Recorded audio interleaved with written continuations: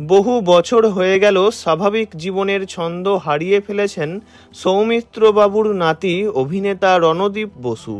সৌমিত্র চট্টোপাধ্যায়ের মেয়ে পৌলমী বসুর ছেলে তিনি। দাদুর চলার পথ অনুসরণ করেই অভিনয় জগতে পা রেখেছিলেন রণদীপ। তাঁর অভিনীত প্রথম ছবি ছিল 11। ফুটবল খেলা নিয়ে তৈরি এই ছবি।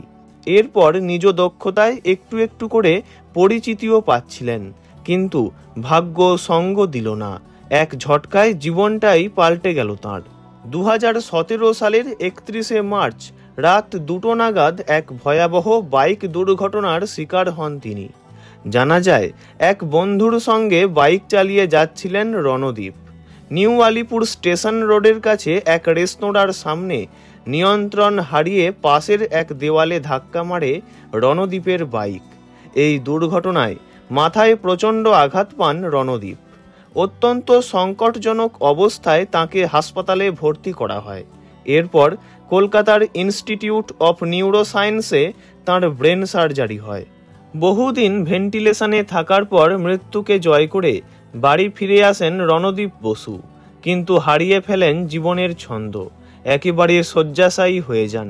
এমনকি চেহারাও অনেক বদলে যায় তাঁর। হাঁটা চলা, কথা বলা সব কিছুই পুরোপুরি বন্ধ হয়ে যায়। তারপর থেকেই একটা ঘরের মধ্যেই কাটে রণদীপের জীবন। 2020 সালে দাদুর মৃত্যু, তারপর কয়েক মাসের মধ্যেই দিদার চলে যাওয়া, সব কিছুই মুখ বুজে সহ্য করেছেন অসহায় রণদীপ। ভিতরের কষ্ট প্রকাশ করার মতো ক্ষমতা ছিল না তাঁর। এই ঘটনার পর কেটে গেছে 8টা বছর। রণদীপ আজও তেমনভাবে কথা বলতে পারেন না, কিন্তু তার মুখের সেই সরল হাসি আজও অমলিন।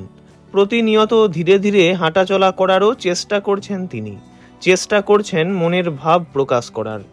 প্রতিটা মুহূর্তই এভাবে কাটছে তাঁর।